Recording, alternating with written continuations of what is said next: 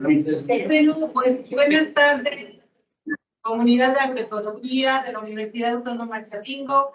Con un gran gusto, como dice el doctor Miguel Ángel Escalón Aguilar, estamos de fiesta y en familia. Démosle un caluroso aplauso de bienvenida a nuestro ponente.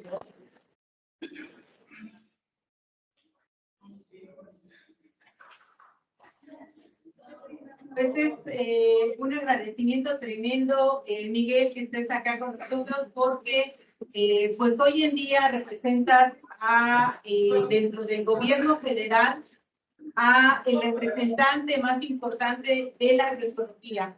Un gran logro que finalmente apareciera dentro de lo que es una Dirección General de Agroecología y Patrimonio Biocultural, el nombre de agroecología.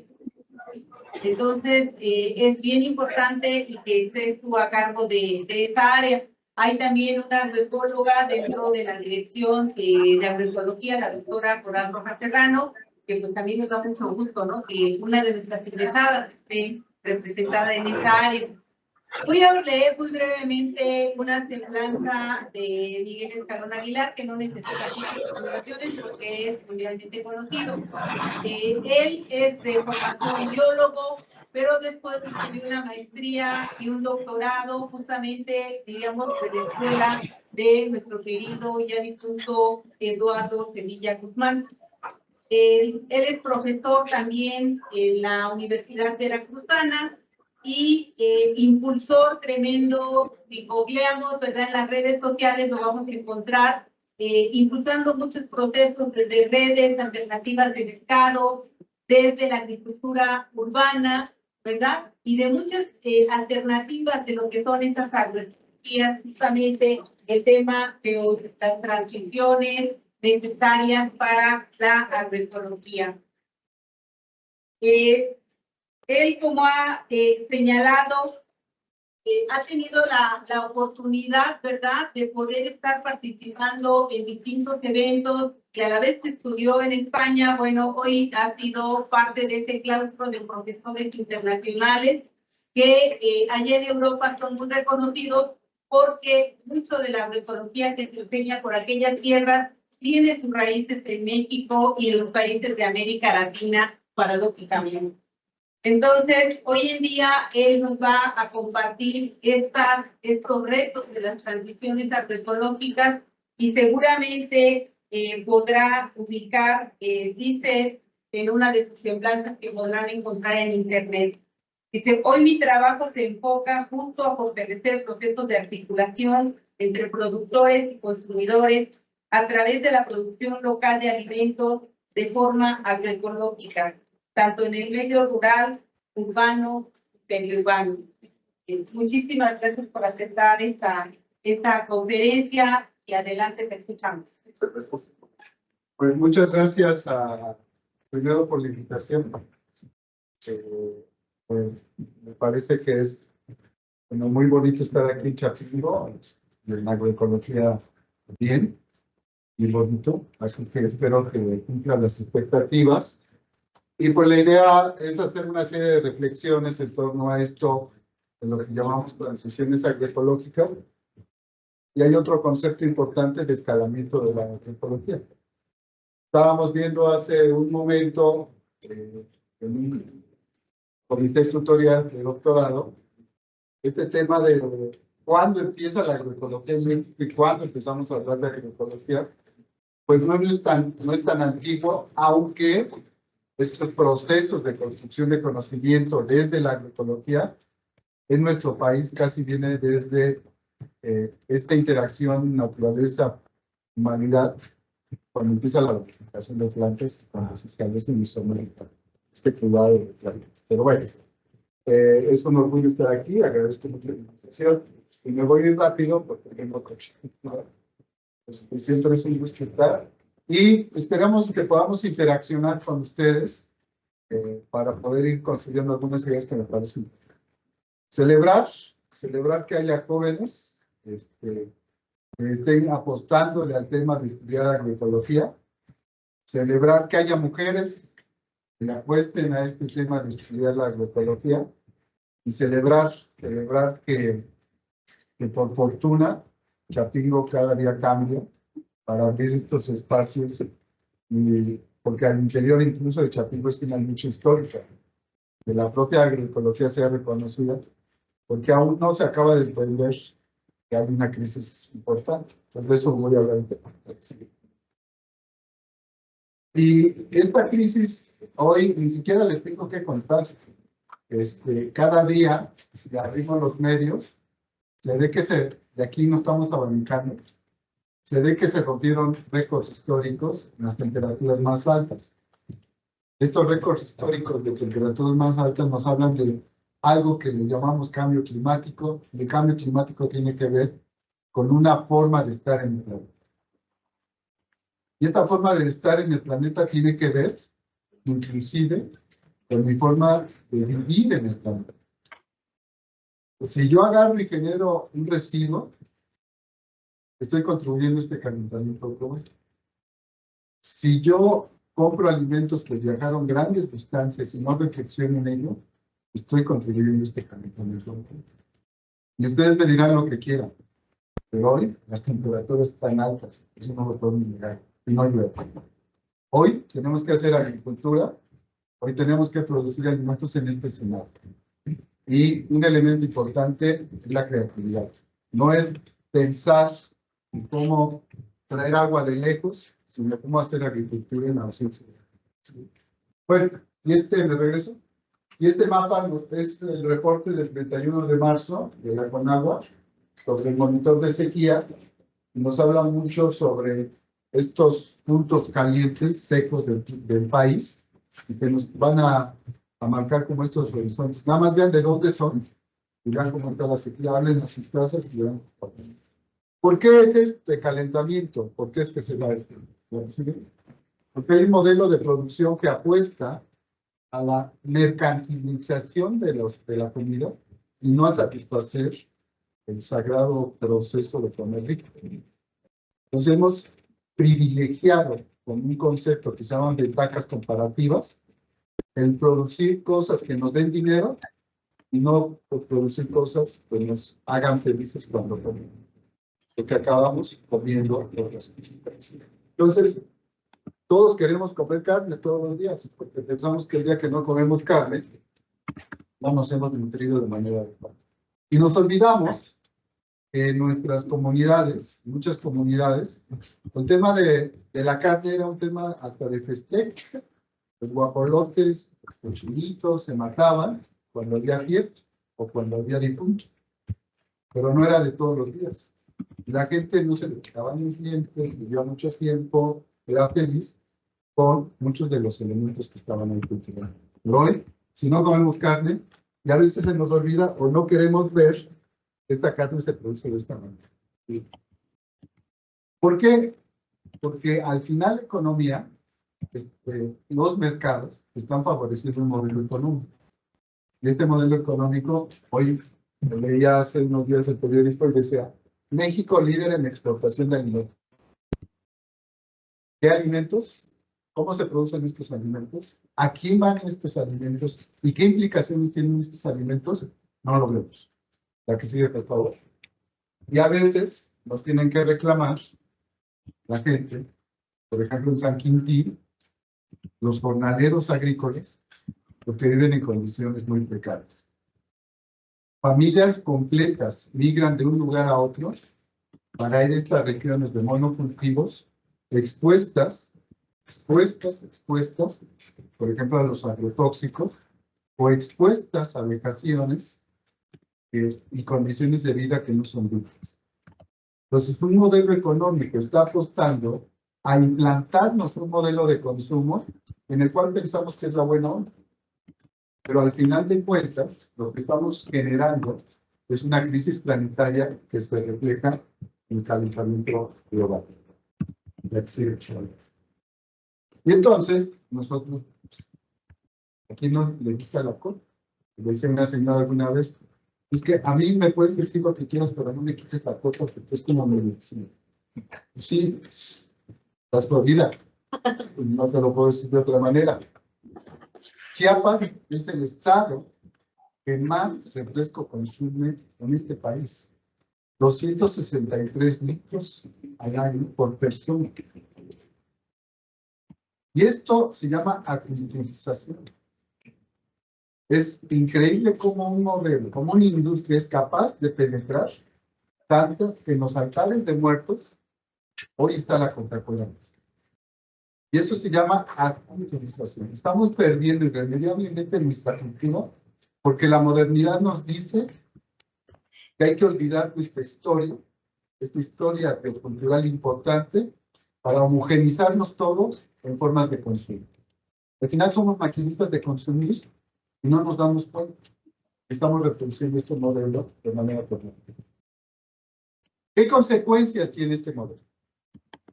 Este es un reporte de los muchos que podemos encontrar. Este es del 2016, con la pandemia se presentó esto. 795 millones de personas pobres. Uno habría que buscar dónde están. Si nada más te sales tantito, vas a ver estas personas pobres que probablemente el día de hoy no tengan para comer. 1.9 billones de personas con problemas de sobrepeso y obesidad, porque los modelos de consumo de altas calorías nos llevan al tema del sobrepeso y la obesidad. Cuando uno es joven, dice, no hay bronca, me voy a tratar de algo medio. Pero cuando uno es grande, sí se va a morir de algo muy grave. Entonces, yo siempre he dicho, ¿cómo te gustaría morir? Como te gustaría morir, hay que vivir. Si quieres morir enfermo, vas por muy buen camino. Si quieres morir sano, tranquilo en tu camita y a toda edad, pues no vas por buen camino. Entonces, ¿cómo queremos morir? Es como tenemos que vivir. Y no es por mi culpa, sino construir esta casa. Pero me detengo, y antes, en este dato que está aquí en medio. En el mundo, 2 billones quiere decir 2.000 millones de personas.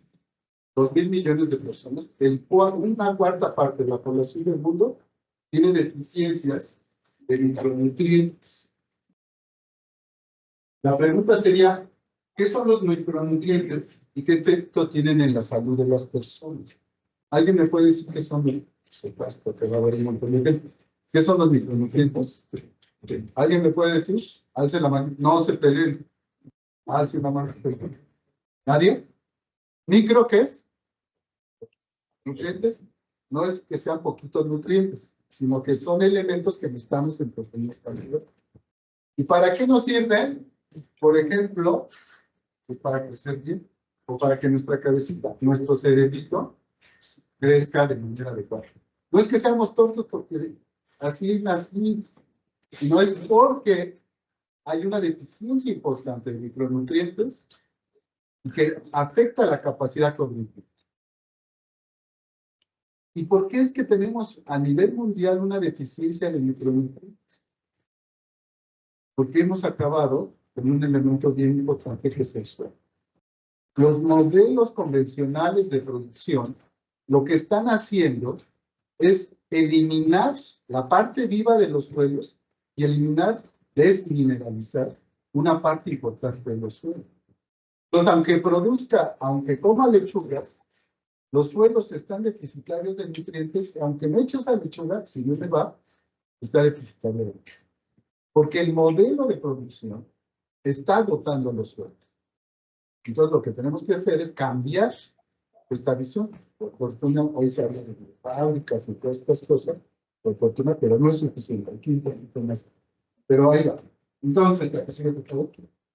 Dice que la deficiencia de micronutrientes puede dañar la vista, pero algo que me parece que es fundamental es bajo peso al nacer y un impacto negativo en el desarrollo físico y cognitivo de la gente. Eso es hipotecar un país. ¿Sí? ¿Cuál es el futuro de nuestro país si en el mundo, si hay 2 billones de personas con deficiencia de micronutrientes? Si a lo mejor nosotros tenemos esta carencia por nuestra forma de alimentación. Entonces, todo un problema que por fortuna se puede resolver fácilmente. ¿Qué pasa con el COVID? ¿Qué nos enseñó el COVID? El COVID nos enseñó, primero, que no estamos preparados para que se muera mucho. El COVID nos enseñó que no nos alimentamos bien. El COVID nos enseñó que tenemos que estos modelos de producción son los que nos acercan a las pandemias. Y la mala noticia es que el COVID es uno de 850,000 virus que probablemente puedan provocar epidemias como las de vaccina. Este es un foro que se hizo en el momento de la pandemia y en el foro dice que ¿qué es lo que provocó el COVID? Y dice, no hay que buscarle mucho. Lo que provocó el COVID es un modelo extractivo que está cambiando. Los monocultivos, el cambio de uso del suelo, etcétera. El acercar la vida silvestre a través de degradar, de quitar árboles, nos acerca a la vida silvestre, nos acerca a enfermedades y es probable, insisto, que nos vaya a decir. Entonces, parece ser que este modelo, el cual es muy seductor, porque la coca es muy sabrosa, nos está diciendo que nos vamos a crecer. ¿Y qué dice la industria? Dice, apuéstale a la tecnología. Oye, la tecnología es así como, me voy acá, pero me voy acá para este lado. Pero ¿qué nos seduce la tecnología?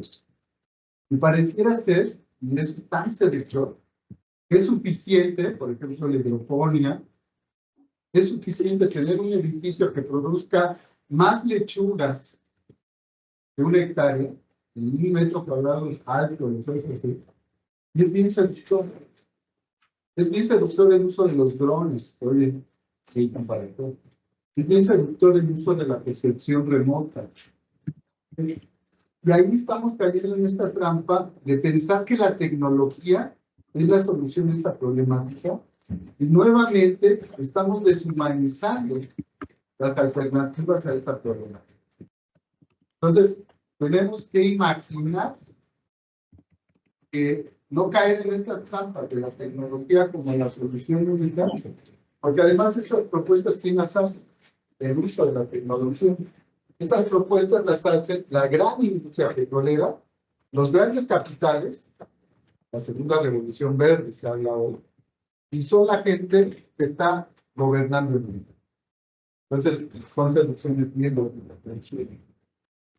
Entonces, pues la agroecología pues, es como felicidades, felicidades. Y nosotros decimos, desde esta formación del califato Cordobés, de nuestro querido Eduardo Sevilla, Eduardo Sevilla plantea 3 dimensiones que me parece importante hablar de la agricultura. Una dimensión ecológico-productiva es, no manches, no hay que producir, porque hay que demostrar que los procesos de transición agroecológica son suficientes para alimentar este mundo. No es la parte romántica de que, ay, qué bonito por mi culpa, sino sí necesitamos bases sólidas para estos procesos. A eso le llamamos dimensión técnico-técnica. Pero también es importante pensar que hay un saber, muchos saberes, los saberes campesinos, los saberes de las personas, que vienen como resultado de un proceso histórico de interacción con su medio. ¿Ustedes han oído hablar del maíz holocón? ¿Alguien ha oído hablar del maíz holocón? El maíz holocón es una genialidad. ¿Sí? Es el único maíz hasta ahora reportado que puede fijar nitrógeno. ¿Quién lo generó? ¿Un centro de investigación? No. Una comunidad oaxaqueña. Entonces, este proceso de interacción con la naturaleza es capaz de generar materiales genéticos sobresalientes que luego llegan los gringos universitarios, y lo ven, entonces, esta sabiduría campesina no la podemos desdeñar. Y a esa dimensión le llamamos esta dimensión socioeconómica y cultural, porque es ahí donde estamos hablando. A estas tradiciones, a esta forma de estar, es importante. Pero también hay una visión sociopolítica. Esta dimensión sociopolítica nos dice que es importante organizarnos porque por experiencias individuales no la vamos a hacer, sino tenemos que incidir en las políticas públicas, tenemos que estar preparados para trabajar en el gobierno cuando haya que hacerlo, y hay que hacerlo desde la ética de la vida, que me parece que es importante.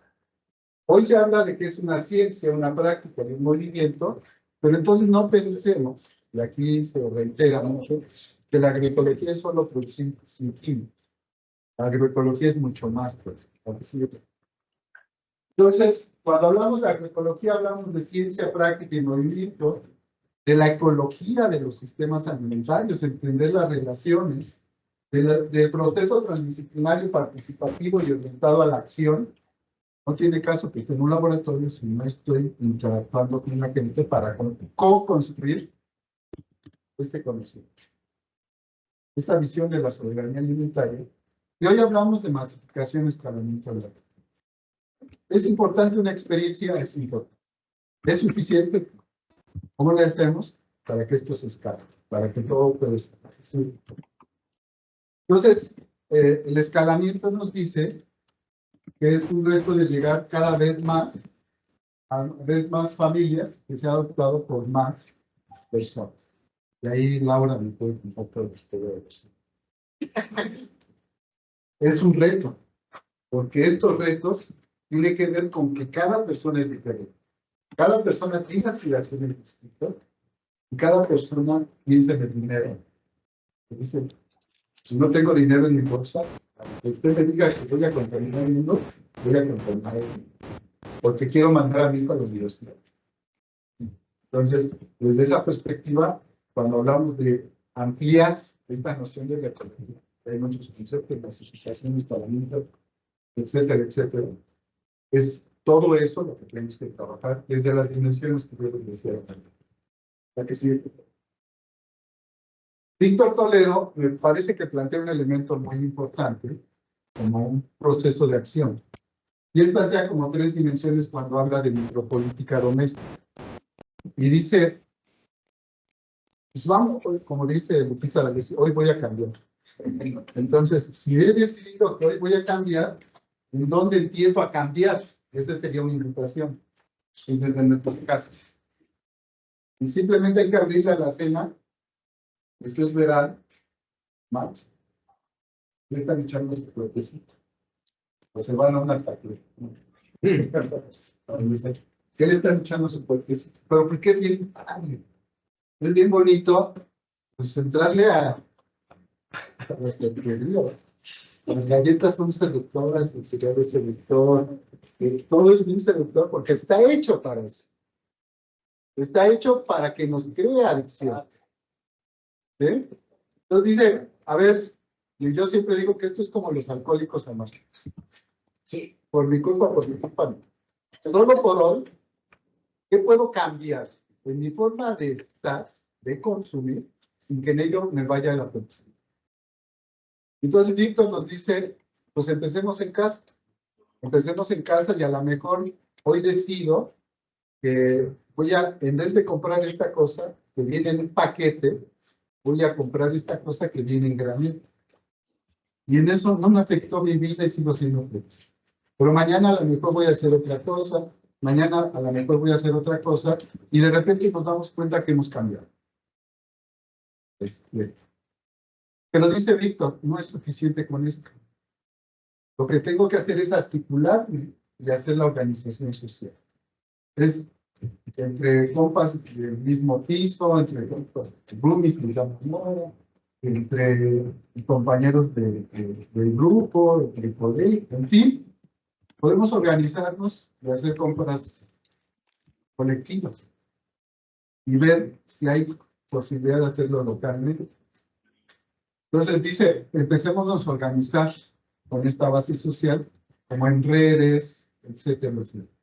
Pero ese, Víctor, no es suficiente. Lo que tenemos que estar es una articulación a nivel de barrios, a nivel de pequeñas ciudades, etcétera, etcétera. Entonces, como ir ampliando estos procesos, pero inevitablemente todo comienza desde nosotros. ¿Cómo salimos a ver? Sí. Y entonces decimos que esto no es como el sopetón. Por eso es que este concepto de transición agroecológica nos parece que es bien, bien importante. Porque no podemos llegar con un campesino y decirle no le eches herbicida, sino antes generamos estas alternativas. No podemos decir no le eches un herbicida si no pensamos que hay todo un elemento cultural que está influyéndonos, y si no antes, ya sabemos lo que es entrar a la sala.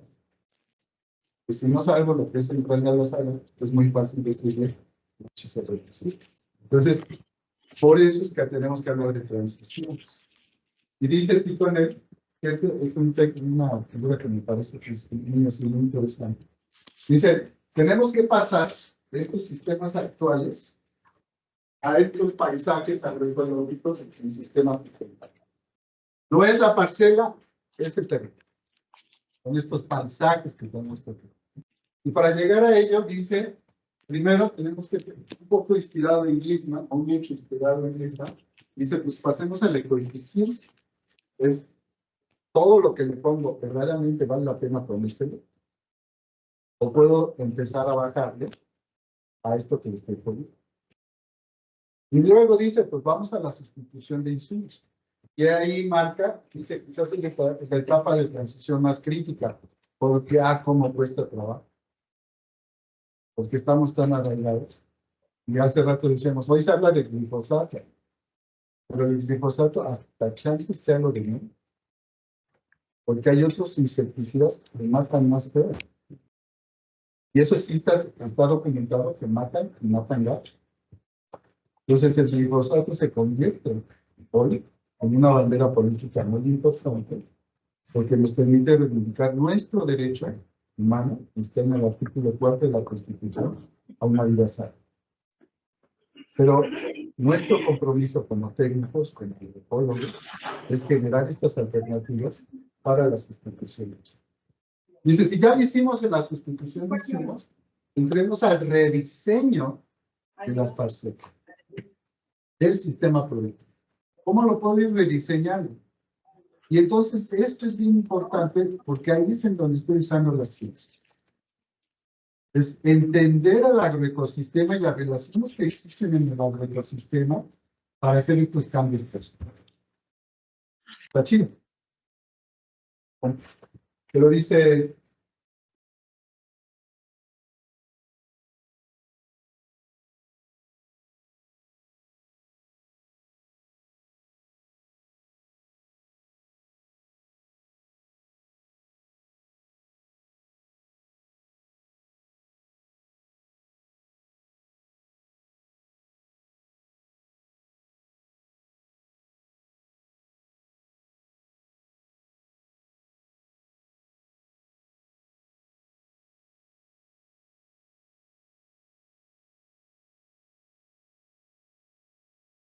Hola, se apagó el micrófono.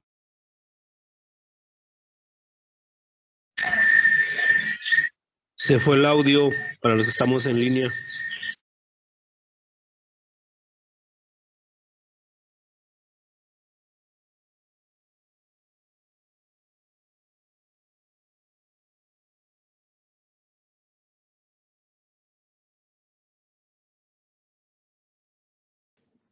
Se fue el audio para los que estamos en línea. ¿Tiene silenciado su micrófono, Eunice?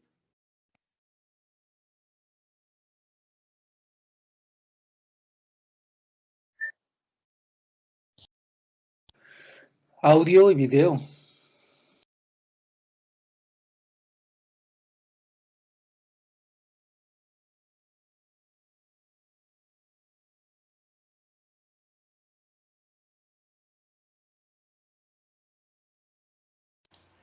No sé si se fue el internet de la sala. Ya no escuchamos nada.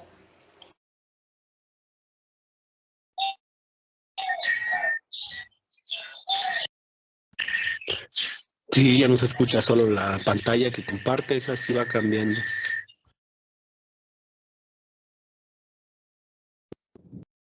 No, fíjate. Lo que se resuelve. A ver. ¿Me escuchan? Ya se escucha, gracias.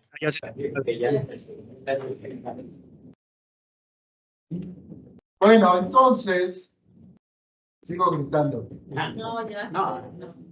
No, es que así hablo yo. Entonces, ¿qué podemos decir? Hay un concepto que me parece que incorporan Heredia y Hernández muy interesante de las resistencias a la transición agroecológica. Hasta uno mismo no se la cree. Entonces dice, no, tampoco va a ser posible que todo el mundo se alimente de alimentos agroecológicos. No es posible. Y no es posible porque nos venden la idea de que hacen falta alimentos. Y el problema en este planeta no es que falten alimentos, es que están mal distribuidos. Y se pierden muchos alimentos en toda la cadena de distribución. Entonces es posible, sí, pero a eso le llaman resistencias. Y esas resistencias están justo hoy, por ejemplo, con el tema del glifosato. Porque dicen, hay resistencias y los del dinero pues, le ayudan mucho a la resistencia. Eso no es posible. Pues al final, dicen estas autoras, no se los voy a explicar porque así me va a acabar el tiempo y quisiéramos hablar, pero les paso el artículo, es muy fácil de leer, muy bonito, pero dicen estas autoras, al final estamos en conflictos dos modelos, un modelo que le vamos a llamar el paradigma de la modernización agroalimentaria y por otro lado el paradigma de la soberanía alimentaria. Esa es como la punta. Y estamos en tres dimensiones. En la política, en la toma de decisiones. No es fácil tomar una decisión desde la perspectiva política, pero sí tenemos que empezar a fortalecer estos elementos con políticas públicas. Desde la dimensión socioproductiva del desarrollo social comunitario, ya vimos que es importante. ¿Y cómo le hacemos para fortalecer esto? Es muy importante. Y la otra, desde la generación y difusión de conocimiento. Y aquí hablo de un elemento que se llama difusión de conocimiento. ¿Por qué la gente toma Coca-Cola? Sabe bien rica. Pero porque el 11% de una Coca-Cola que ustedes pagan está destinado a publicidad. El 11% de una Coca-Cola que ustedes compran está destinado a publicidad. Ustedes ven comerciales sobre transición agroecológica, comen frutas agroecológicas de la Coca-Cola. No. Entonces, si no comunicamos, si no difundimos las buenas cosas, no existimos. Ayer estaba viendo un reportaje que hicieron sobre redes alimentarias alternativas y había una parte de preguntarle a la gente en la ciudad. Y si ustedes salen ahorita y le preguntan a alguien aquí de la Universidad de Chapingo si saben qué es agroecología o si saben qué es un alimento sano, no sé qué les va a contestar. Pero no difundimos este tipo de cosas. ¿Esto qué provoca? Como nadie sabe de qué onda, que se monopolicen los procesos de producción. Esta es una imagen, no se preocupen por leer la letra, los grandes focos rojos son las grandes multinacionales que están acaparando el tema de semillas. ¿Quién está acaparando semillas? Aquí dice, no lo lean, pero dice el invento, dice Bayer. ¿Y Bayer qué vende? El glifosato. Bayer está monopolizando las semillas y Bayer que vende la medicina.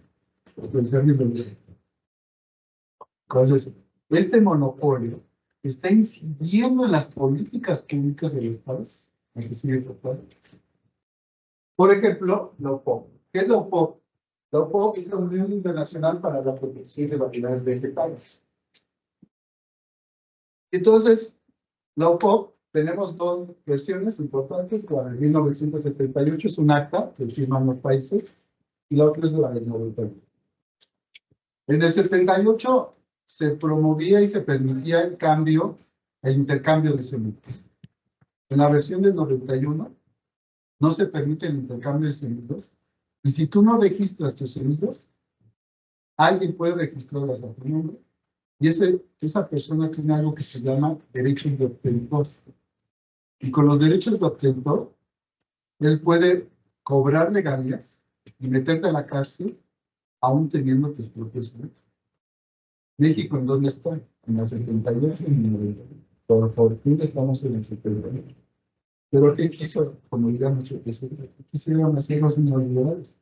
Modificar la Ley Federal de Valores Vegetales para que se facilitaran las condiciones para que México pudiera firmar el ACTA de COP91 y criminalizar el intercambio de servicios.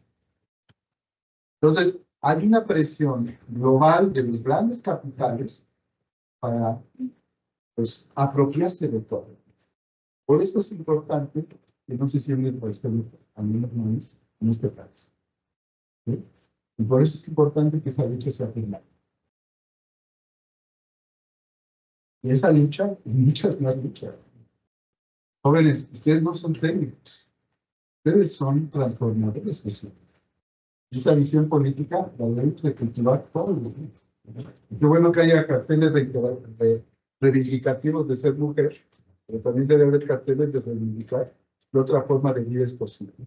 Y esto hay que hacerle todo el tiempo. Entonces, me pregunto y les pregunto, ¿qué elementos debemos de tomar en cuenta para cambiar el paradigma de la transmisión de tecnología como la única estrategia para mejorar la producción de alimentos y salir de la crisis alimentaria? ¿Qué es lo que me dicen? No hay alimentos suficientes. Pues tecnología. No hay, la gente está enferma, pues tecnología. Hay tecnología. Eso es lo que me interesa. La que sigue. Entonces yo les preguntaría a ustedes, como están tan participativos, ¿qué ven en la imagen? ¿Qué les evoca de los territorios, de las formas de producción y consumo? ¿Alguien me puede decir qué ve en la imagen? ¿Qué ve? Así, nadie se va a dar cuenta que participa. Van a seguir siendo anónimos. Eso es lo que nos deja el teléfono celular, el anonimato. No existimos para lo que nos. ¿Qué ven ahí? Un grupo de personas. ¿Ese paisaje cómo es? Está verde, ¿no? Seco, ¿verdad? ¿Qué más ven? Parcelas. Es un valle. ¿Qué más? Ya, estoy logrando que hablen. Otra cosa. No escucho. Hay deforestación. Es un territorio agrícola. Suelos delgados. Suelos delgados. ¿Qué más?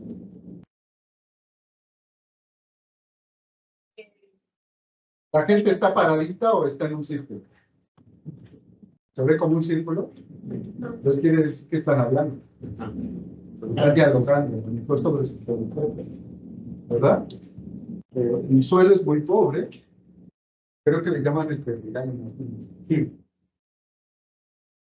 Y entonces, ¿qué es lo que les evoca en sus territorios? En sus territorios hay humedad, hay organización, hay suelos pobres, hay suelos ricos.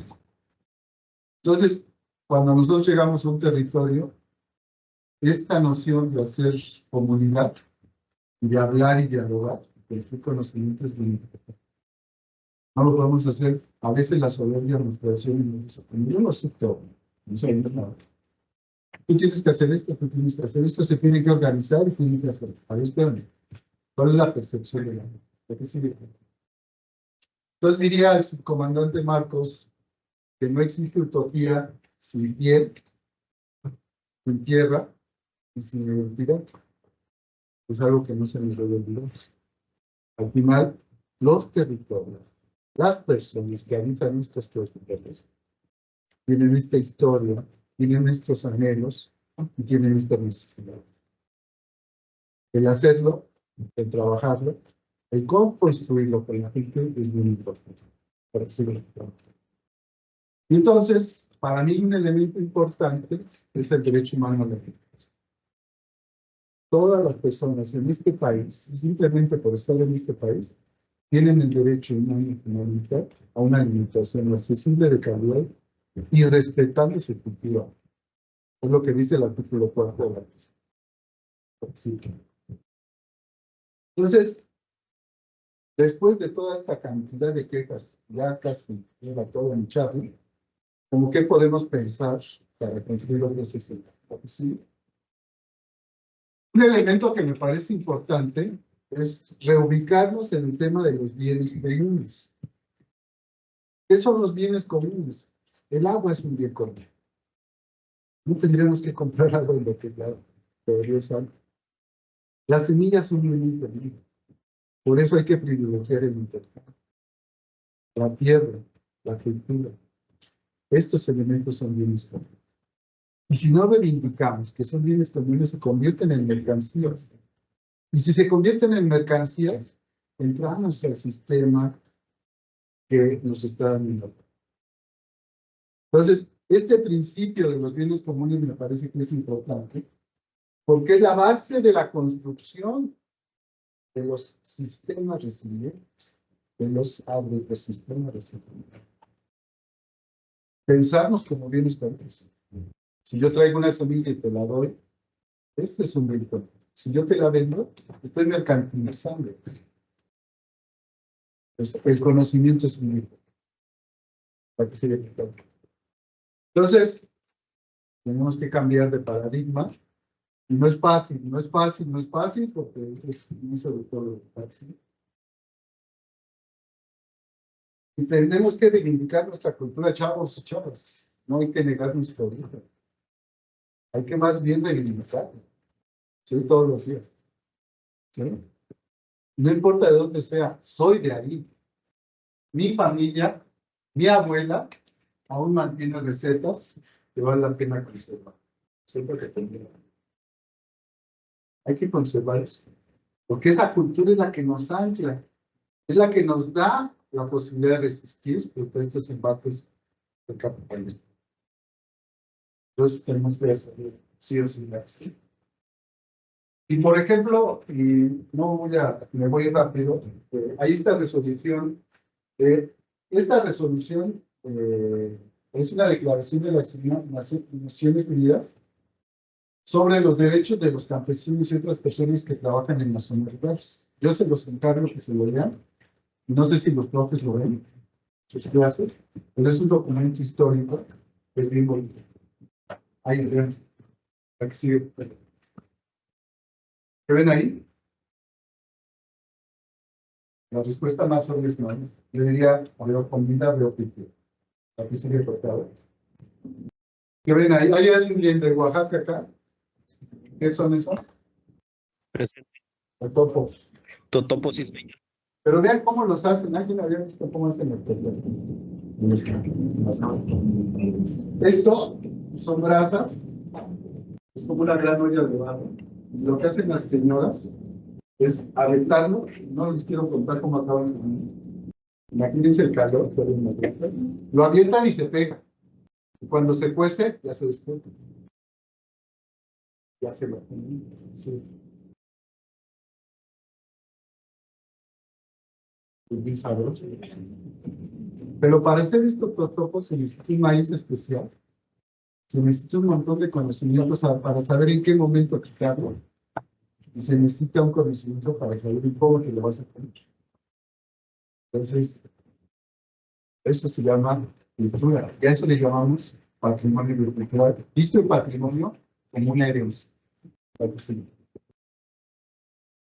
Entonces, diría Freire que nadie dice su palabra, solo decir algo significa decir para otros.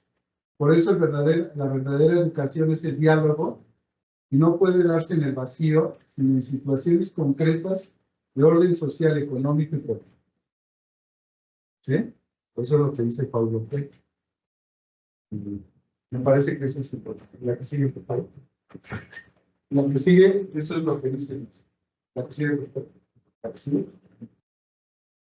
Y entonces, otra reflexión que les quiero compartir es que dice, la reflexión es, para que proyectos que están como horizonte de la soberanía alimentaria, desde la agroecología, tanto en la ciudad como en el campo, sean piezas claves para la sostenibilidad, es necesario que en su diseño se tomen en cuenta las personas, en el interno, para saber qué expectativas tienen sobre cómo mejorar su calidad de vida, su visión del territorio, los sectores de la actividad en que interviene y la estructura social del territorio. Es bien importante tener ese contexto.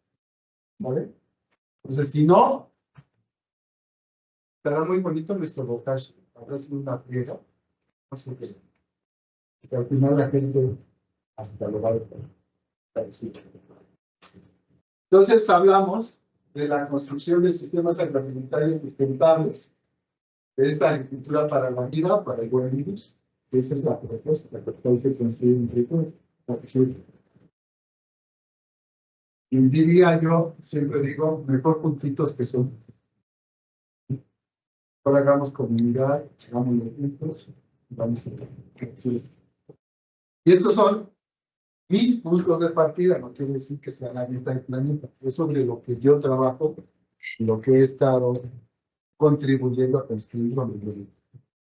¿Cuáles son mis puntos de partida? La agroecología como eje de acción, la construcción de comunidades de aprendizaje como base de la articulación, hay que construir comunidades de aprendizaje para estos diálogos, la creación de procesos sistémicos como base para la comprensión de causas y efectos, hay que tener esta visión sistémica, y una visión desde el territorio y hacia la soberanía.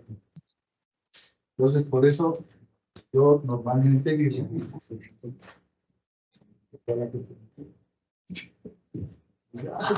Ay, Miguel, te traje, ay, Miguel, te traje esto de verdad. Ay, entonces, pues, eso se le llama. Eso hay que hacerlo, pero es un ley la que sigue. Entonces, lo que tenemos que decimos, hay que construir nuevas otras formas de estar en el territorio, y hay que estar en el territorio. ¿Sí? Si no estamos, no nos sirve la vida. Estaremos efímeramente y no habremos hecho nada. Y esta vida hay que trascender. Hay que trascender.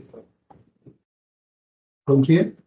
Hay que reconocer que el papel de la mujer es fundamental. No es un cliché, sino verdaderamente es fundamental a pesar de la gente que se conoce. Ustedes tienen maestras mujeres que son para la agroecología emblemáticas en este país. Pregúntenme si les ha sido fácil. No ha sido fácil. Porque hay que reivindicar ser persona, porque somos personas antes de los tiempos. ¿Sí? Y a veces a la mujer se le etiquetan tantas cosas.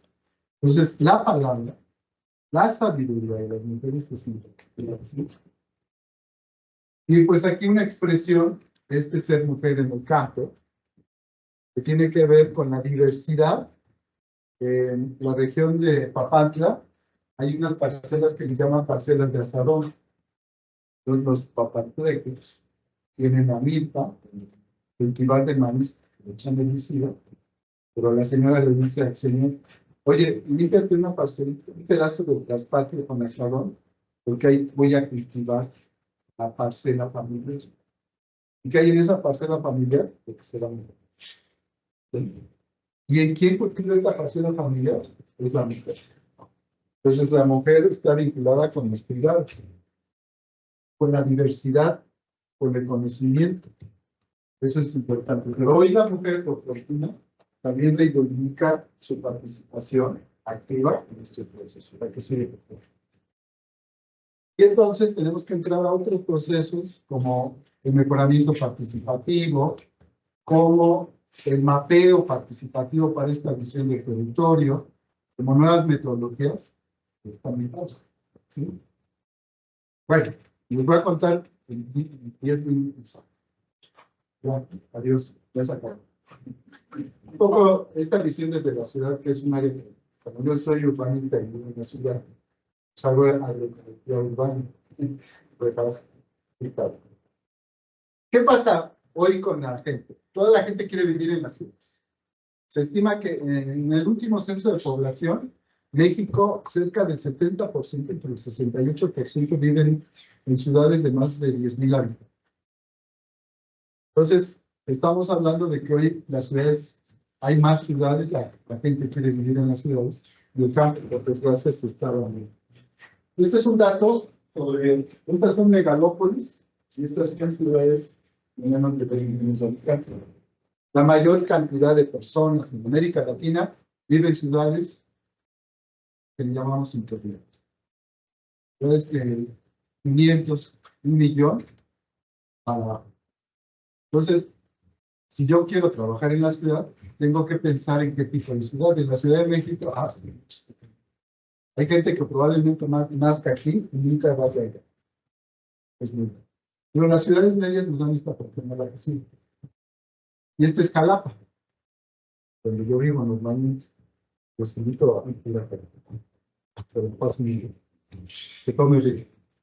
Pero bueno, Jalapa también, esto era en los 50.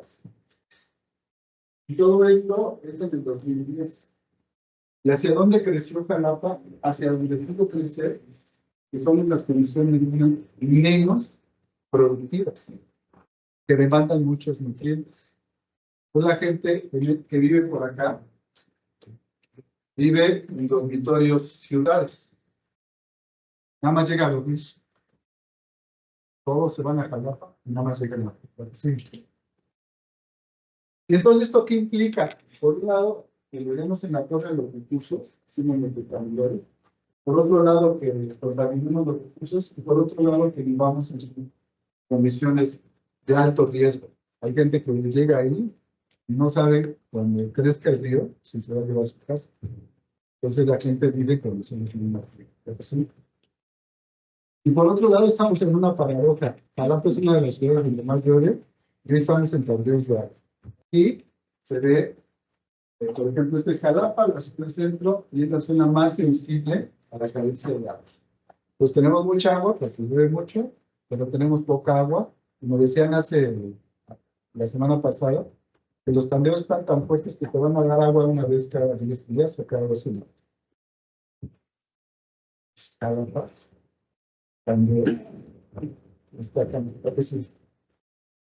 Y la ciudad, cuando crece, esto es en el 84, esto es en el 2020, era lo que creció, lo que provoca son estas cifras de calor. Estas cifras de calor están porque la mayoría nos dice que hay que pavimentar todo. Entonces ahí está pavimentando. Entonces quiero hacer agricultura urbana en dónde. Sí. Y entonces nosotros trabajamos para tener, si se dan cuenta, me encantan los circulitos.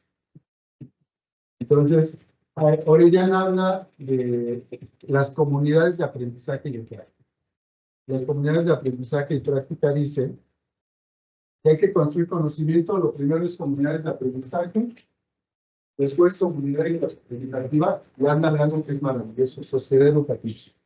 Y que la sociedad educativa dice, todos los miembros de la sociedad están hablando sobre esto. ¿Cuál es nuestro reto? Que toda la sociedad jalapeña y de los alrededores hablen de las transiciones agroecológicas y de la red. Eso es así como, ¿se acuerdan del escalamiento? Si podemos hacerlo en la, ¿sí? Entonces, pues empezamos a organizar muchas cosas para la gente. Eso es bien bonito, que hiciste eso para el diseño. Esta es una reunión de la red de agricultura urbana y urbana de Jalapa, la que sigue. Este es un cartel que reúne a varios colectivos que hay en la ciudad para celebrar un festival de la cosecha que organiza la red de huertos educativos y comunitarios, que invitan a productores locales, y algo que inventamos en la pandemia le llamamos grupos APAC, que eran grupos de apoyo para la producción de alimentos en casa. Entonces, lo que pasa en Jalapa, por ser una ciudad pequeña, es que pueblo chico, infierno grande. Pueblo chico, agroecología posible. Entonces, entre todos nos podemos empezar a interactuar y podemos organizar estos eventos en donde múltiples colectivos participan. Estamos imaginando juegos para que desde las escuelas se empiece a hablar de esto. ¿Se acuerdan del concepto de sociedad educativa? Queremos llegar a toda la sociedad. Estamos construyendo juegos. Hicimos 18 juegos sobre el tema del calentamiento climático. Está la red de agricultura urbana, que es una red importante, que cambiamos en India, la que sigue. Y estos grupos de apoyo a la producción de alimentos en casa es que todo el mundo, cuando hubo la pandemia, quería producir en casa. Entonces hicimos grupos de apoyo que era un facilitador y entre 5 y 9 personas que quisieran apoyar. Se conectaban por celular, o por la red, o por lo que fuera, y construimos como 30 grupos de apoyo. Bueno, tuvimos gente de mucho. Pero estas imágenes son las importantes. La gente empezó a cosechar, empezó a cultivar, empezó a intercambiar semillas, empezó a darse cuenta que era posible cultivar sus propios alimentos.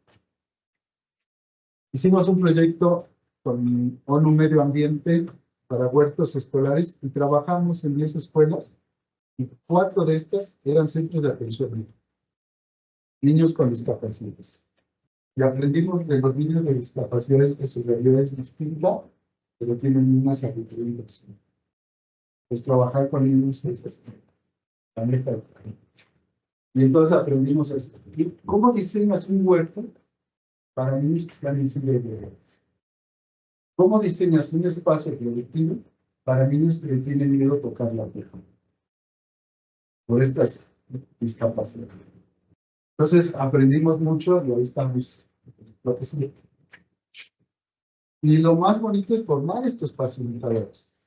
La compañera que está ahí es una compañera que se forma en un huerto comunitario y ahora es la facilitadora para formar a otras personas.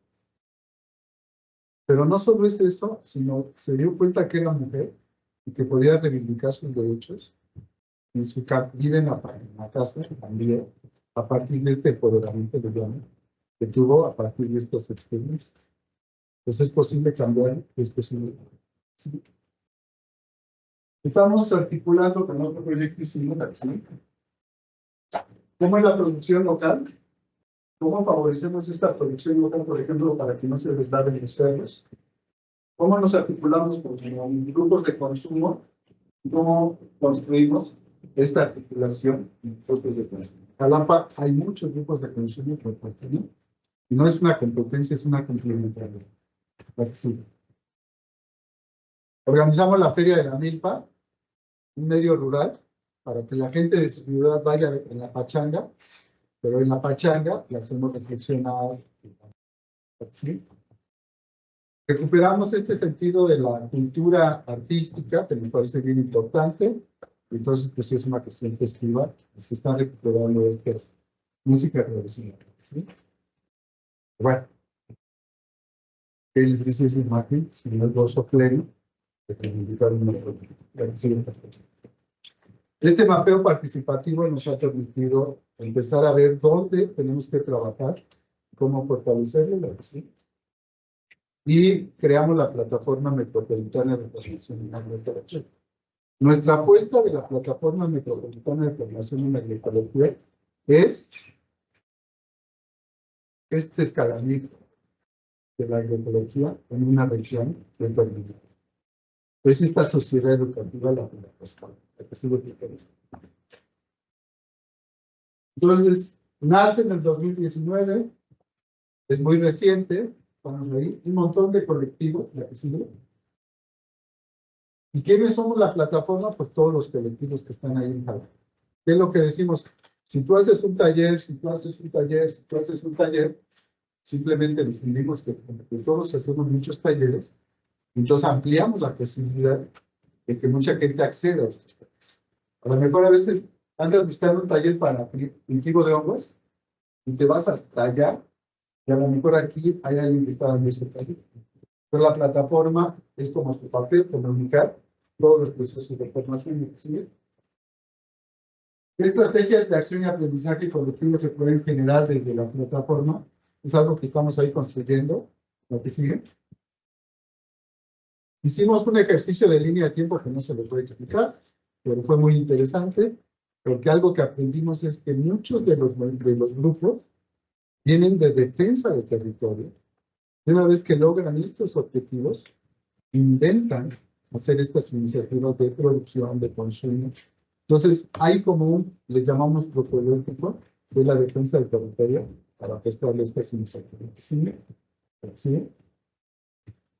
Este es un mapeo de los huertos que hay en la ciudad de Jalapa, la zona metropolitana. 165 huertos registrados. En la Ciudad de México hay 157 registrados. Si ven Ciudad de México, en Jalapa, y tenemos huertos urbanos, en casas, educativos, vecinales, comunitarios. Entonces hay una efervescencia por cultivar estos alimentos y estamos haciendo un análisis sobre en dónde están dando estos huertos. Y este es el tema de, con un índice de marginación estamos viendo dónde se distribuye. Hemos hecho diagnósticos participativos para ver qué nos falta fortalecer, la que sigue. Nos hemos planteado una serie de retos. Nosotros nos reunimos periódicamente, hacemos una que llamamos la Semana de la Agroecología, y ahí entre todas y todos hacemos, por supuesto, el INAPI. En estos diagnósticos, la metodología que usamos se llama pachanga agroecológica. Entonces, invitamos a la gente a comer, ya que comió, ahora nos ponemos a chambear. Ya con la panza llena, pues apriétense, no, se ponen a trabajar muy gustosas, intercambiamos ideas, y entonces la pachanga, la festividad, se convierte en un buen pretexto para articularnos y ponernos a trabajar. ¿Sí? Tenemos muchos desafíos. Por ejemplo, estamos trabajando con un SPG, un sistema participativo de garantía regional. Ya no es de un mercado, sino de todas las redes alimentarias que estamos allá. Entonces estamos trabajando en eso. Estamos trabajando en generar indicadores de cómo estamos, para saber cómo estamos caminando. Y esto lo hacemos en estas charlas. ¿Sí? Y entonces, algo que hemos construido es una estrategia de comunicación, aprovechando que tenemos mucha gente joven, entusiasta y valiosa. Hemos mejorado nuestras estrategias de comunicación. Aquí sí. Tenemos un boletín que se llama Guanacaxtle. ¿Alguien de ustedes conoce Guanacaxtle? La parota. Le llamamos Guanacaxtle porque es un arbolote que da mucha sombra y porque echa muchas ratas. Es lo que queremos con este boletín. Abarcar mucho y sentar raíces. Entonces ese boletín lo pueden buscar en línea y es un boletín muy regional para que se vea. Y es una construcción. Tenemos una página web. Pues decíamos, las redes sociales son importantes, pero tímidas. En la página web, tenemos esto. Pues ahí andamos buscando lana para tener la página web, pero está bien bonita la página y ahí vamos animando. La semana, los eventos, los videos, todo está ahí. La que sigue. Tenemos en esta página web, pues están las actividades, las organizaciones, los materiales que tenemos, etcétera, etcétera. Y es una forma de comunicar. ¿Sí? También tenemos un Facebook. Si ustedes le dan plataforma metropolitana, ahí van a recibir un montón de información, hasta de Chapín. Hasta entonces, nos permite animarnos. Estamos generando indicadores. Es un reto generar indicadores. No les quiero contar la historia, pero nos permite medir. Cuando les presentamos la que sigue, la primera familia de indicadores a los colectivos, en una pachanga agroecológica, ya con grupos, se vieron reflejados y decían, hay que ajustar esto, hay que hacer esto, pero fue importante porque se sintieron reflejados en esto. Entonces, trabajamos con varios iniciativas, la que sigue, y ya la que sigue, ya mejoró. Entonces, al final estamos en este proceso continuo de alimentación, la que sigue. Estamos con este pilotaje de indicadores. Es una aventura muy interesante porque la gente, por ejemplo, hoy está usando una compañera productora que apenas estudió la primaria, está entrando en el tema de la computadora y a usar Power Toolbox. Power Toolbox es una herramienta que me permite levantar cuestionarios en Internet sin estar conectado a Internet. La compañera ha estado ahí. Enséñenme. Ya está. Y nos ayudó a levantar unos cuestionarios.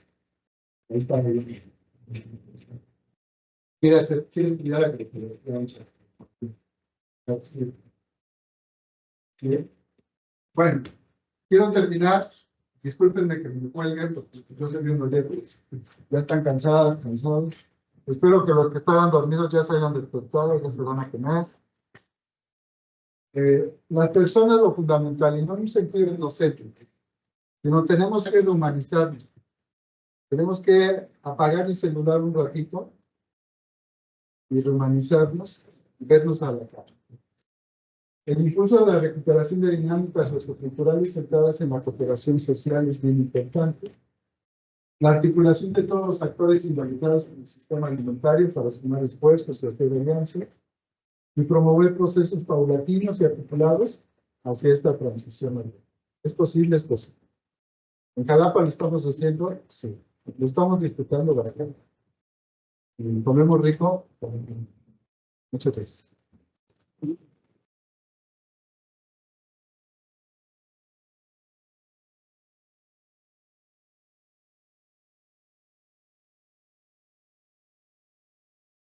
Bien,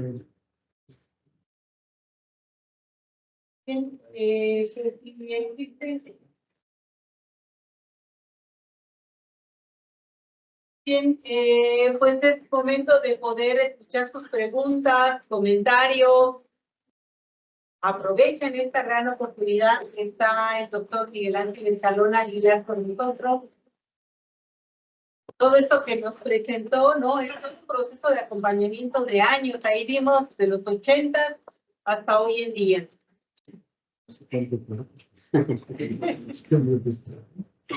Sí, adelante.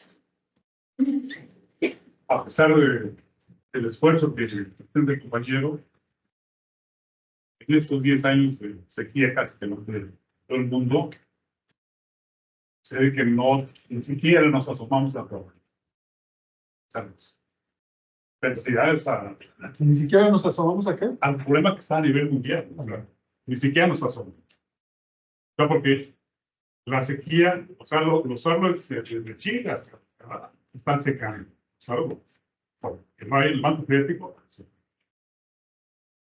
sea, el problema es enorme. Las universidades y el ser humano está dormido. O sea, esa es una. Ni siquiera con eso despierta. A mí lo preocupante es que pues vamos a llegar al suicidio total. Y nos quedamos en esta crisis. Por ahí era como que era por ahí, compañero. Así nos vamos. Y no, la pregunta es, ¿cómo ves tu esfuerzo con la necesidad? O sea, hay muchos estar pasado con la necesidad. Sí. Sí, adelante. Sí, sí, vamos a juntar varias preguntas para que dé tiempo de... Gracias por la palabra. Creo que el profe Escalona lo conocemos desde hace muchos años, cuando se fundó el Tianguis de Chapingo, hace ya 2003. Y a mí me gusta mucho la reflexión, me gusta mucho el discurso, la visión que estoy viendo, pero si nada más se queda dentro de los salones, yo creo que esto no ayuda. Miren, nosotros venimos aquí de parte del Tianguis Orgánico Chapingo, que nosotros, yo de mi parte soy productor de café y de cacao, procesamos, estamos en la acción. Llevamos 20 años, yo creo que algunos o todos son de aquí de la universidad y conocen el mercado orgánico Chapingo. ¿Sí? Yo creo que deberían de conocerlo. Si no, vamos a hacer publicidad, si es que todavía estamos pasando por una problemática actual. Es una gran paradoja que ahora nos quieran desalojar de ese lugar. Yo creo que sería una buena acción de parte de la universidad, de parte de la ecología, que nos apoyen. ¿Por qué? Porque estaríamos dejando de cumplir una misión. Yo creo que entendemos el mismo lenguaje. Gracias a estos grandes discursos hay un poco de reflexión. Pero nosotros estamos ya en la acción y allí en el Tianguis hay mucho conocimiento que si tal vez no se conoce. Ahorita nosotros les venimos a pedir su apoyo, que sigamos conservando ese espacio, porque es un espacio que ha dado ejemplo, que ha sido un referente. Usted sabe, cuando se empezó en el 2003, y de ahí ha surgido mucho. Y ahora venimos a eso, venimos del Tianguis Orgánico, venimos a expresar que sí necesitamos ahora sí apropiarnos del territorio, ¿sí? A que nos apoyen. Traemos unas hojas y si quieren nos pueden regalar una firma. Entonces, eso sería, a eso venimos y les vamos a agradecer mucho que ahora sí hay que entrar en acción. Maestra Laura. ¿Nadie más? Y David y el doctor Fabián y Angélica. Cerramos. Adelante. Cuando un poco escuchando, ¿no? la reflexión que nos hace, de repente me quedé pensando, viste toda la problemática existe, cómo se baja, cómo se transita a una política que justamente vea a las personas como personas, que reivindique los territorios, que cuide la salud de la población, porque en el caso, por ejemplo, Semaná tiene un programa nacional, pero ¿qué tan fácil, difícil puede ser empezar a acumular todos los objetivos, líneas de acción y demás con la misma normatividad, con la regulación y con mucha gente que no quiere escuchar, ¿no?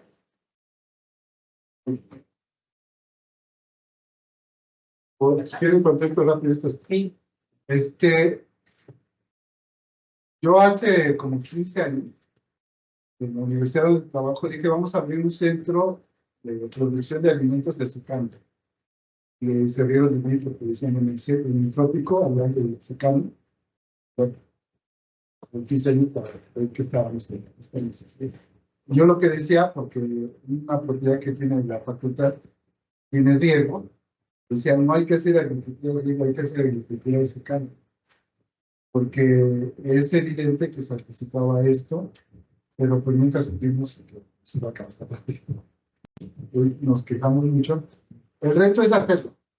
El reto es pasar de la queja a la acción, y en esta acción, yo digo que de maceta para arriba ya es bueno. Pues, ¿qué quiere decir? Que tenemos que empezar a hacer estas acciones desde nuestra casa, desde este cambio de actitud, pero sí es bien importante entrarle a esta nueva visión de la producción, y me parece que tenemos grandes oportunidades. Hay semillas, hay práctica.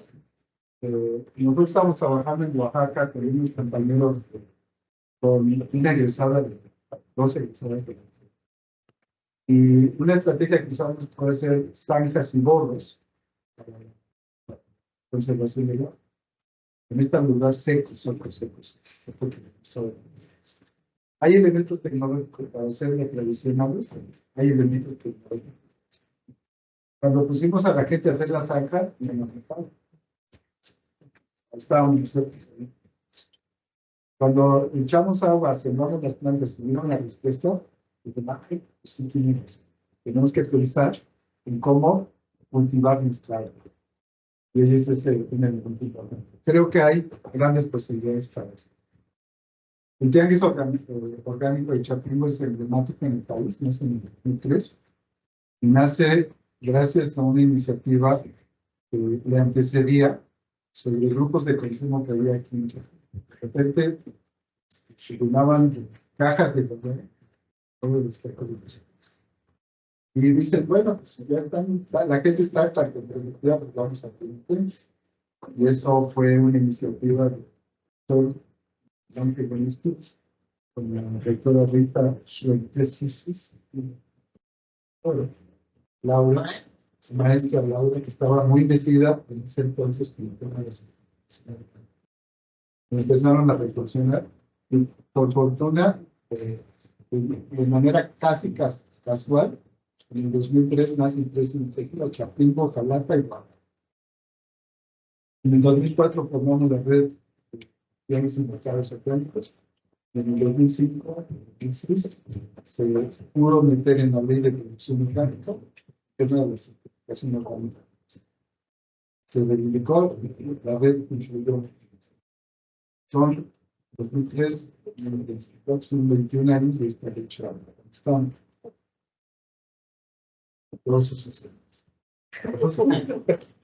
Porque dice, los del capitalismo se ponen tan fácil de aprender, pero los alternativos nos cuesta tanto trabajo, tenemos que aprender siempre a sus. Hoy, la noticia es que no sé las causas, pueden cerrar este lugar, no sé si pudieron encontrar, en fin, yo no sé las causas, pero sí me parece que es un espacio emblemático del país. Vale la pena cuidarlo, conocer las causas, porque muchos compañeros que pues presentaron las bases para un movimiento nacional. Y que haya un mercado en la Universidad Autónoma de Chapingo, parece que es importante. Habría que informarse más. Vamos a hacer. Me parece que es importante. Tenemos todavía 3 preguntas. Y Laura me dice, ¿Cómo construyes un programa que reivindique todas estas diversidades, todas estas problemáticas y lo propones a nivel de decir cómo lo ejecutamos? Porque todos podemos estar haciendo acciones aisladas, pero cuando queremos realmente ver el impacto, no se nota si no vienes aquí, y así lo estamos viviendo en muchos lugares. hubo un intento en esta administración de construir algo que se llamaba ISAMAC, que era el Grupo Intersecretarial para la Producción, la Alimentación y la Salud. Y este ISAMAC intentó articular a todas las instancias de gobierno que tenían que ver desde la producción hasta la comercialización y el consumo. Era un reto grandote. La Constitución lo permitía. Podríamos hacer estos proyectos intersecretariales. Costó mucho trabajo, pero se logró, porque al final los seres sí se y los conflictos al interior, por ejemplo, la salud es un buen ejemplo de estos conflictos interiores que hay, como para ponernos de acuerdo. No prosperó quizá, pero por fortuna hubo gente que no dejó de insistir. Y recientemente se publicó la ley para la alimentación sostenible y sana. Esta ley integra muchos de los principios de Kizamac. Es una esperanza porque Kizamac lo que intentaba era articular todas las instancias que tienen que ver con el sistema agroalimentario para acceder a alimentos sanos. Lo del etiquetado frontal de los alimentos, lo de los cuidados sobre el sobrepeso y obesidad, lo de la producción agroecológica, todo está en esto y en esta ley está. Me parece que esa es la esperanza que tenemos porque ya es una ley.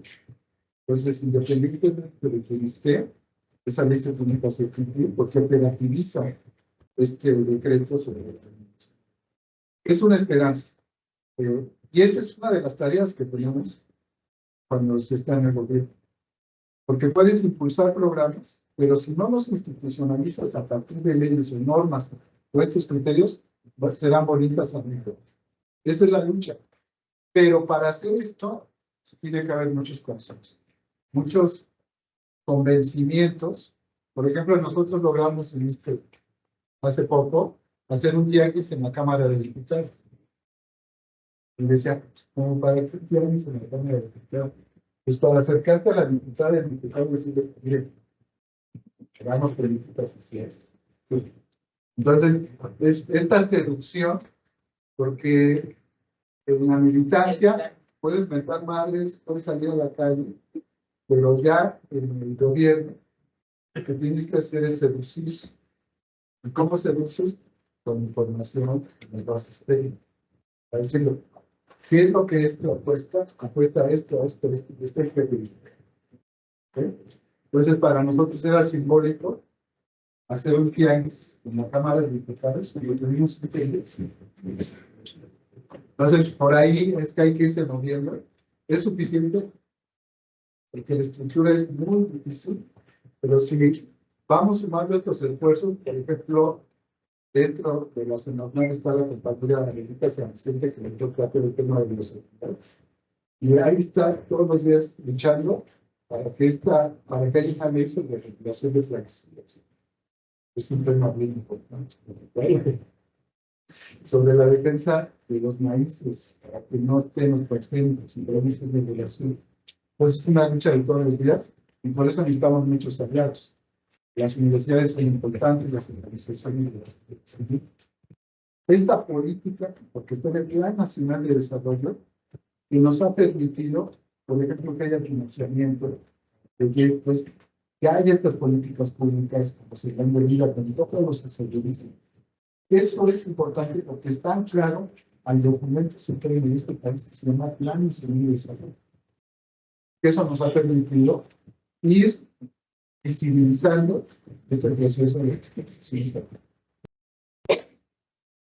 No nos alcanza, pero digamos.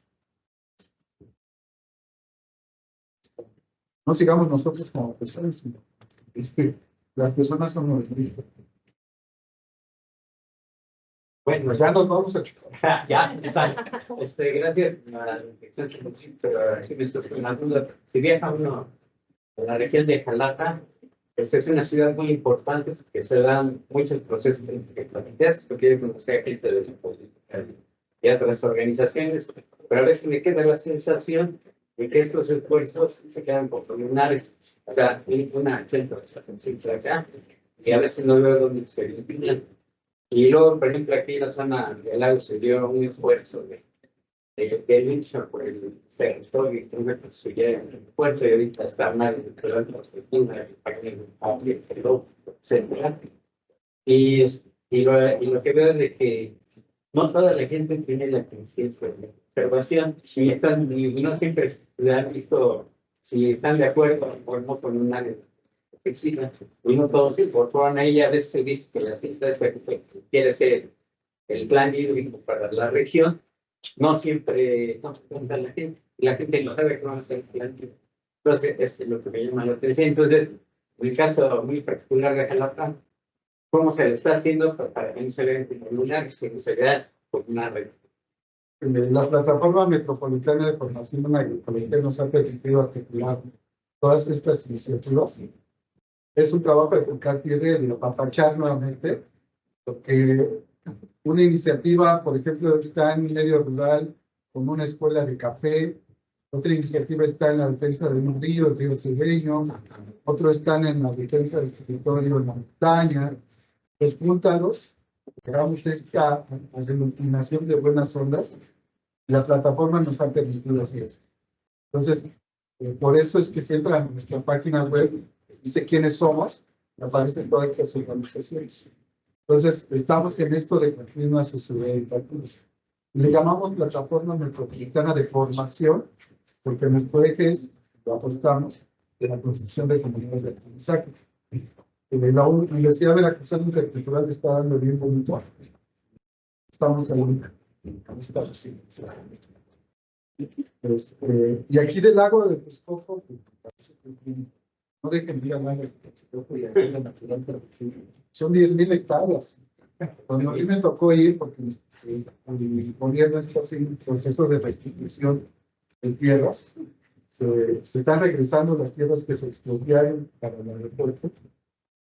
Hubieron proyectos agroecológicos y todo esto, pero en ese sentido, cuando yo fui a ver lo que iba a hacer el aeropuerto, dije, wow, iban a dar en la torre a la ciudad de México. Porque la intervención era tan violenta.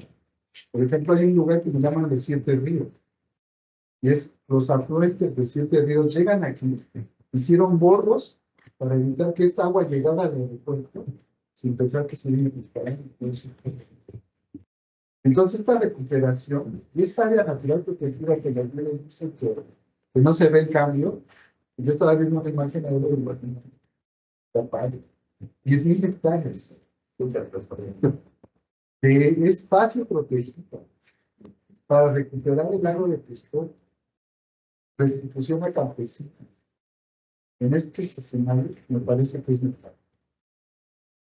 Y eso son políticas públicas que participan. Reivindicar a los compañeros licenciados, compañeros licenciados, y pues esta lucha que se, estas vejaciones que sufrieron, todo lo que pasaron, me parece que es importante. Y hay que celebrar, eso es, hay que celebrarlo.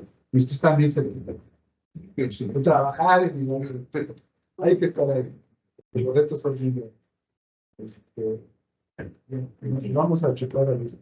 ¿Hay algún consejo que pueda darnos, que quiera darnos, para llegar de estar aquí como estudiantes a lograr proyectos tan grandes? Bueno, mi casa, la casa donde vivo, pueden googlear y ponen a mi casa sustentable, Veracruz Agropecuario, y pueden ver mi casa. Entonces la gente cuando va a la casa dice, ay, qué bonita casa. podríamos aspirar a tener una casa así. Yo les digo que sí, que esa casa se ha construido todos los días. No es de un día para otro. Pues todos los días hay que construir estas transiciones posibles. Por eso les decía que todo empieza en casa. Pues hay que empezar a cambiar. Y te das cuenta que al final del día hay grandes transformaciones en ti como persona, en tu comunidad y en la ciudad donde vives. Pues, entonces, sí es posible hacerlo poco a poco. Y la verdad es que nosotros nos aprovechamos de todos. Por ejemplo, eso parece viva el ego. Yo tengo un programa de televisión que pueden googlear. Se llama Libre y Saludable. Y uno de los eslogans del programa es darle rostro a la comida. Lo que estamos haciendo es visitar experiencias regionales para que la gente vea cómo es que producen y qué es lo que pueden consumir si compran a estas personas. Entonces es muy bonito porque sales a la calle y todo el mundo te regañan, porque el programa termina conmigo con mi papá. Toda la gente me reclama que porque nada más antojo, es un poco esta motivación. Entonces, pequeñas acciones, todos los días, sin darnos cuenta y sin sufrir, son los que logran estas transformaciones. Pequeñas transformaciones en ti como persona, pequeñas transformaciones en tu alrededor y en tu forma de estar en donde estés. Entonces hay que unirse a estos grupos de apoyo, hay que hacer círculos de estudio, hay que ir a campo. Por ejemplo, la experiencia de los Gómez. Pues hay que estar allá, vivirla, estar presentes para ver las grandes transformaciones que están logrando. Porque por más que se los cuenten, no lo van a ver hasta estar en campo. Entonces, ahí hay que estar. Poco a poco.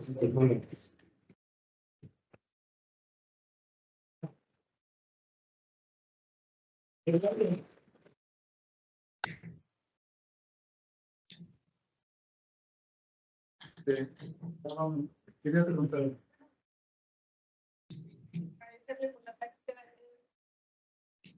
Ha sido mi profesora en la universidad y creo que ella actualmente, estando ya en esta etapa de la carrera de social con otras actividades, no solo la agroecología ya lo desde otro punto de vista, incluso con la práctica de hoy, porque es cierto que la agroecología va más allá de producir, va más allá de producir en el espacio, que es como todo el mundo se imagina que la agroecología eso no es, va más allá de esto y nosotros podemos investigar a nosotros mismos empezando desde las experiencias. Muchas gracias. Gracias.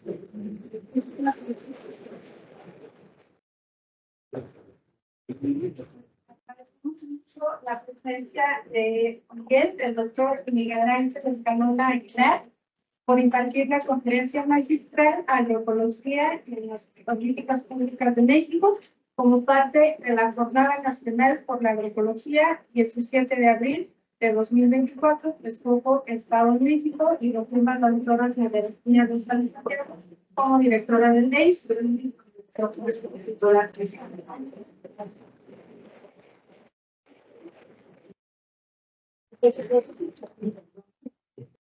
Es lo bonito de la plática.